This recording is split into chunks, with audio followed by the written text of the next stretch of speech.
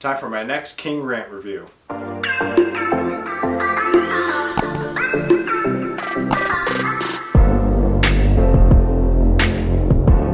guys, welcome back to my channel. I'm Zach with Zacks Books, and today I have got my next Stephen King rant review for you guys.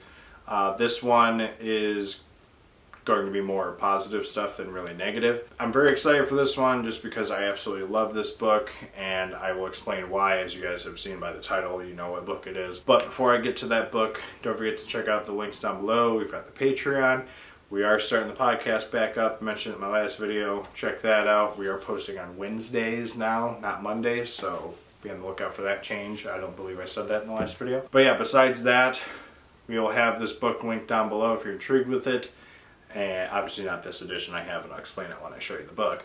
But yeah, otherwise there's also the bookstagrams and all that stuff. Don't forget to like, comment, subscribe, and let's begin the rant. Alright, so the book I'm going to be talking about today, as you guys have seen by the title probably, is 11/22/63 by Mr. Stephen King.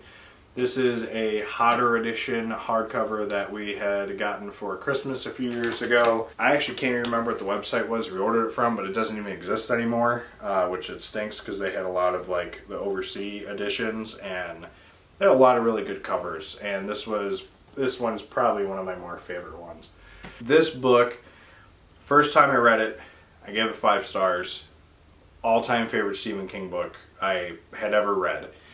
And it's always funny to me because I always look back at like the top 10s before I read it, and a lot of comments were, I'm so glad I don't see that one in your top 10. Oh, so glad this isn't your favorite book. Well, unfortunately, that changed. And even before I read it, I was like, I don't know how I feel about this book. Historical fiction. So, first time I read it, 5 stars. Absolutely love this book. And it was phenomenal. I think the few comments I had was like, I didn't enjoy Sadie as a character all that much, and I didn't really have a whole lot more like issues with it. And I will say, this time around, point blank, 5 stars still. It's still my all-time favorite Stephen King book. As much as I absolutely love The Shining, this book is literally the only book that has, only Stephen King book that has ever made me cry. It's really good.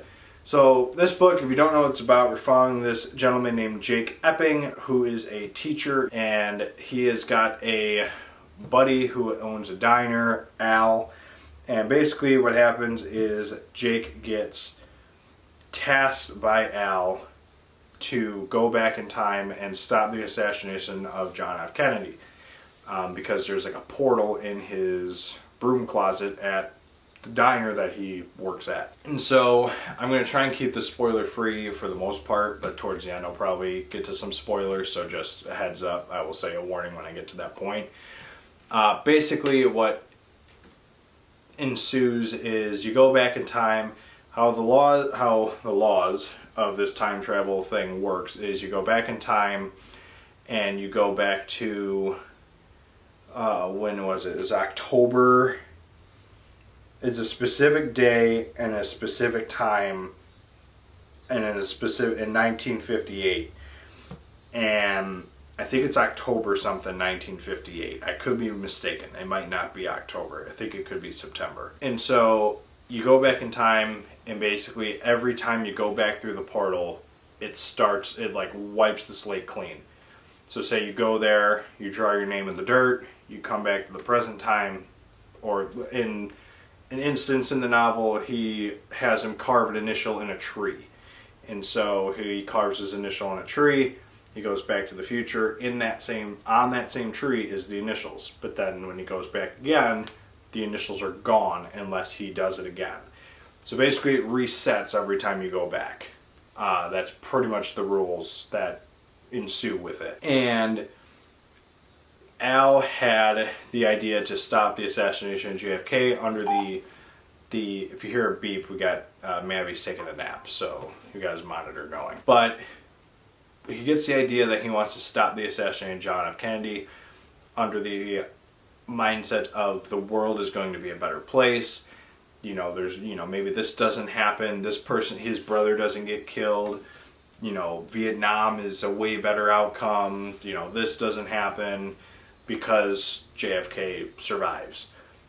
And pretty much it's this giant long, the biggest issue I ran into it with it this time is I got over Sadie because I understand her point of questioning this random person who shows up out of nowhere with all this stuff that's going on. The first time I was just like, oh, just believe him.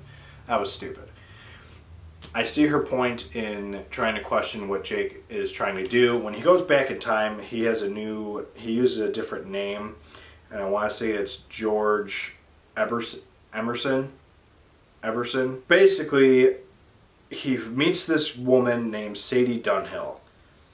And what ensued, one of the biggest things that Al tells him and warns him about is don't make relationships, don't make connections with people. And the other thing you need to keep in mind is the past doesn't want to be changed.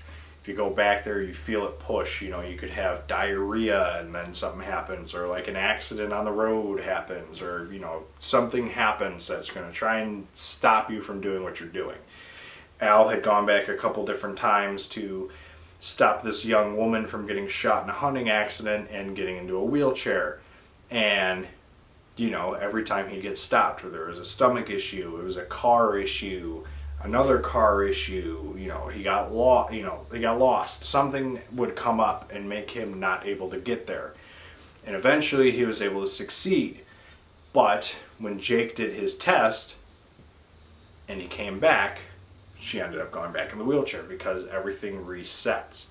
So basically in Jake's mind this has got to be like a one-time shot. If I get like 4 years down the road in 1962 and something happens, I have to go back and reset everything, which is what happened to Al. Al is kind of more of a younger person, but then when at the start of the novel he's old, and he explains to Jake what happened. He went back, got 4 years down the road, he ended up getting sick, and he had to stop doing what he was doing. So he also goes back a bunch, Al does, because he gets his meat from back then, because it's a heck of a lot cheaper, obviously. But this is all like towards the beginning of the book. There is an It reference, because when Jake goes back and he goes to Maine, because that is where the janitor, or not the janitor, he's... I believe he's the janitor. I can't remember what the guy's name is. Harry Dunning.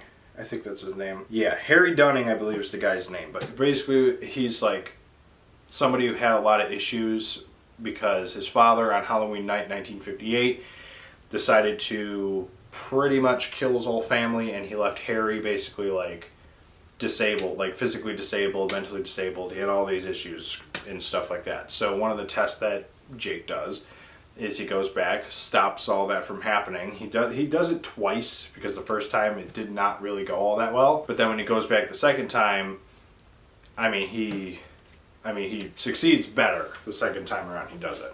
So from now on, I will give you warnings that there could be spoilers ahead in this, just because that's the basic premise of the plot of this story. Is he is supposed to go back in time, stop the JFK assassination, and that's basically the premise of the book. So going forward, I might have some spoilers. I'm going to try not to, but it's probably just going to happen anyway. So going forward, if you don't want spoilers, skip ahead to the very end. Otherwise, there will be spoilers. So the next time Jake goes back in time to stop and help Harry, basically just goes to the cemetery where Harry's dad is and just shoots him. Just to completely stop what's going to happen on Halloween night. Just goes there, shoots him. What Al does is he gives him a book that has got a bunch of like sport betting and stuff like that, and he just warns Jake, like, be smart, don't do too many bets. If you feel like you're gonna, need more, go different places. And eventually Jake makes a bet, kind of bites him in the butt, and towards the end of the book, basically ends up in a hospital for weeks because he absolutely just got beat to almost death.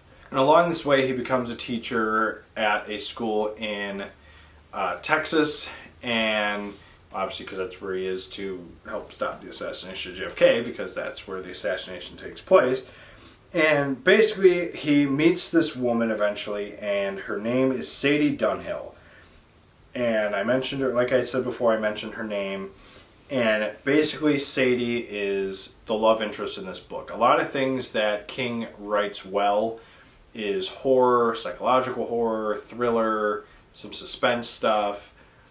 And a lot of the things he's not the greatest with is showing relationships, like love relationships. This book, I feel like, does the complete opposite. I feel like King wrote this beautifully. I feel that the love between Sadie and Jake is so, like, genuine, and I absolutely just loved it. And the TV series that came out on Hulu, I have it on DVD, is really good too. I know a lot of people didn't think James Franco was like a good fit. I didn't mind it, and I think that chemistry that he had with the girl who played Sadie was really good too. But that's whatever. I feel that the love they had for each other was really great, and I felt that it was well written. Now, again, he's going against what Al had told him. Don't fall in love, don't do relationships, it's not good, and, you know, it could cause you problems, which, at this point in the book, when I did the first read, I did a reading vlog with this. If you want to check it out up here, or there, wherever it is up top, or we'll link it down below. It's something I think I predicted, where I said either, like, Jake is going to stay in the past, or something's going to happen to Sadie, and I ended up being correct with the one prediction. And spoiler, so if you want to skip this part, skip ahead, you know, Sadie ends up dying, and it really is heartbreaking, but it's something that you can see coming a mile away, just based off of, you know, there's no way that there could be like a happy ending with this. It's a Stephen King book. Like an actual true happy ending.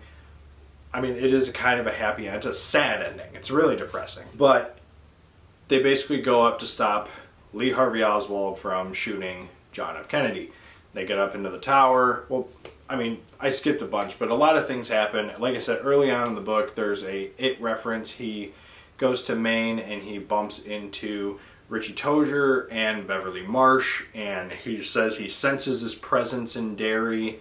And like there's the I can't think of what it's called, but it's the silo or something like that, and he feels there's a presence in the silo, and that's something that's mentioned in It, I believe, with one of the kids. They have like an encounter with something like that, and it's like a giant bird or something. I thought that was well written too. I just love anything where he connects to older books. It especially, because that's in my top 3 books of all time by Stephen King. But anyway, again, we jump ahead. He does all this stuff. He goes and teaches at a school. Sadie has got a crazy ex-husband, and he ends up playing a big part towards the end, like the middle part of the book. The biggest quarrel I had this time around was it was really big.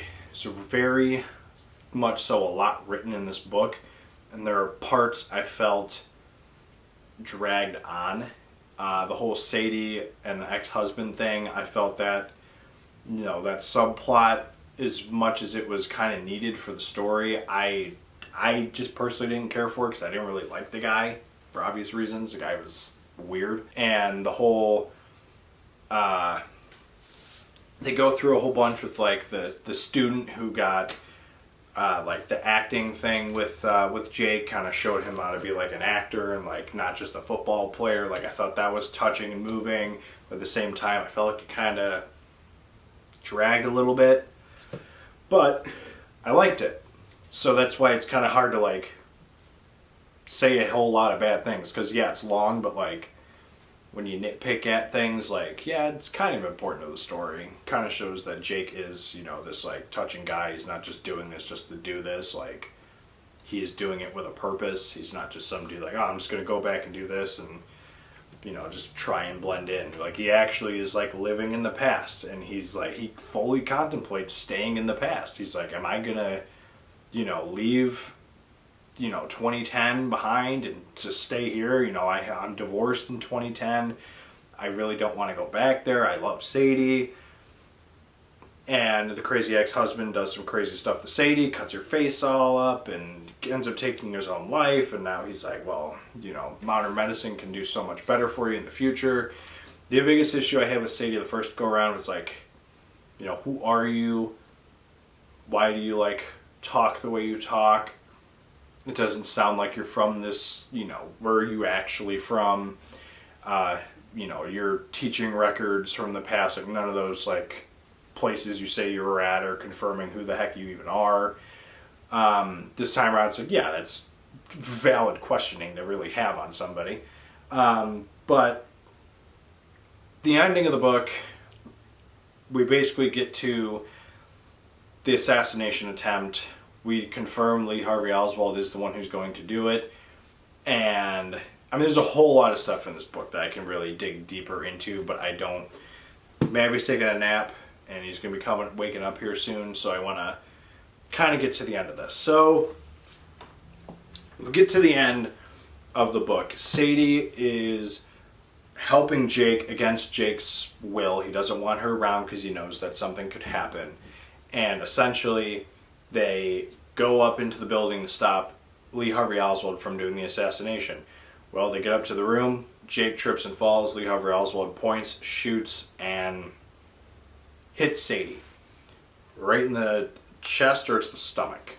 And he ends up stopping Lee Harvey Oswald, and Sadie dies. It's depressing, and I felt it coming, and I predicted it the first time I read the book. We skip ahead, a day or two goes by. He really doesn't really have much that he wants to stick around for anymore. Now that Sadie's gone, he's kind of depressed, and so he leaves to go to the future, and the future is absolute dog shit. It was bad.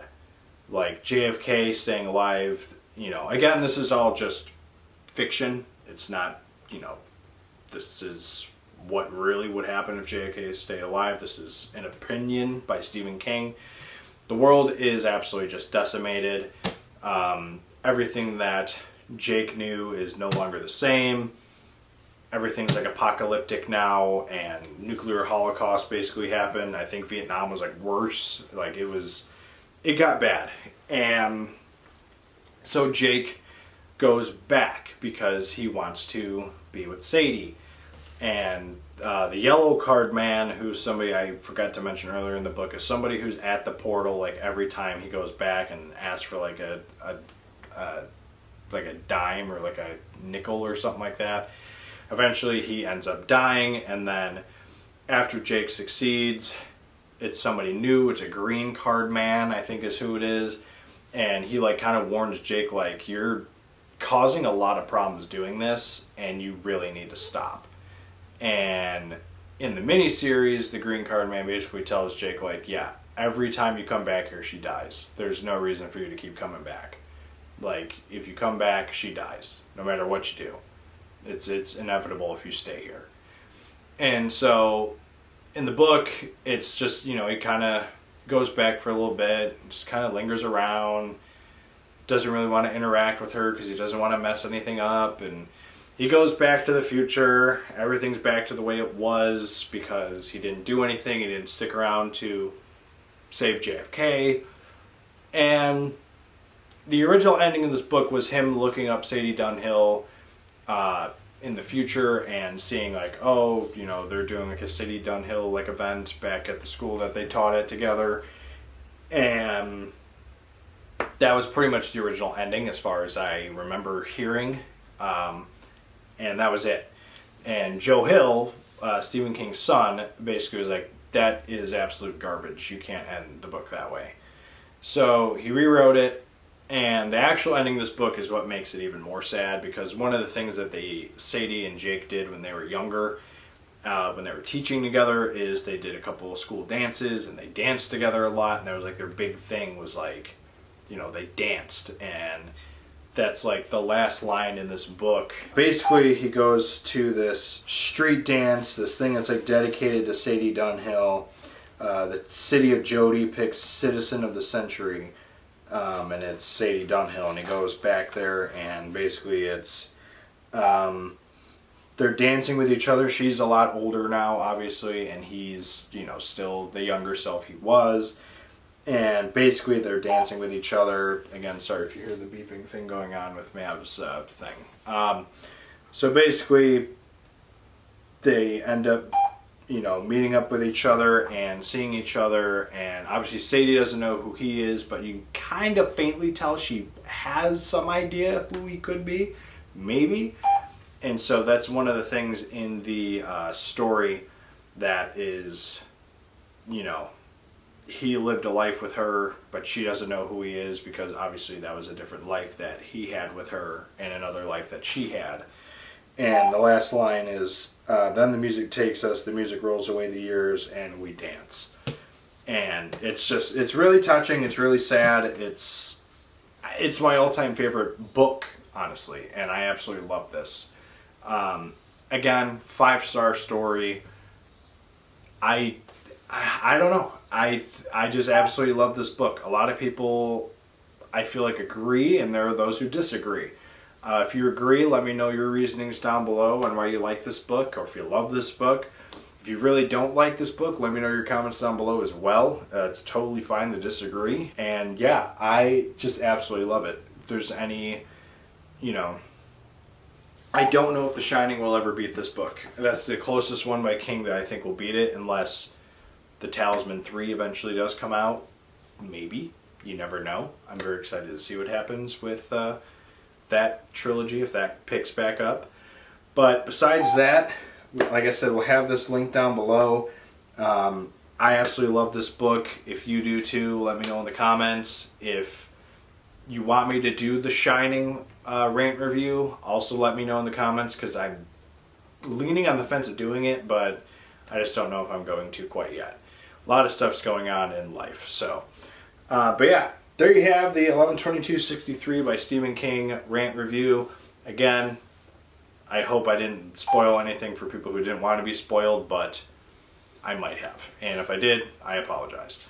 It's just a book that once I start talking about it, I just can't stop. I don't have a filter. Besides that, don't forget to like, comment, subscribe. Also, don't forget the Patreon down below, and the podcast is back up, Bookstagram, and all that stuff. Otherwise, don't forget to like, comment, subscribe, and we'll see you guys in the next video. Later.